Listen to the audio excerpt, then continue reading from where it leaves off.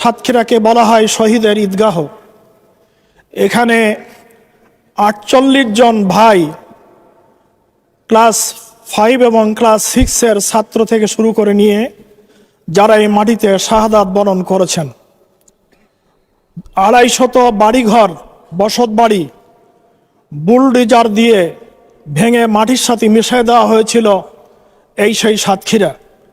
এখানে শত শত মানুষের পঙ্গুত্ব বরণ করতে হয়েছে, যাদের হাত নাই, পা নাই, 2 পা হারিয়েছেন, চোখ হারিয়েছেন এই নির্যাতনের সাতক্ষীরা।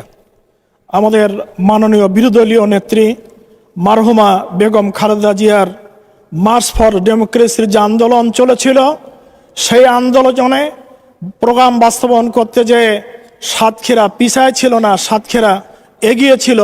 সেই এগিয়ে যাওয়ার আন্দোলনে আমাদের সামনে এত শহীদদের রক্ত এবং ত্যাগ এবং কোরবানি, আমি তাদের রুহের মাগফিরাত কামনা করছি এবং যারা বেঁচে আছেন তাদেরকে আমি সমবেদনা জ্ঞাপন করছি।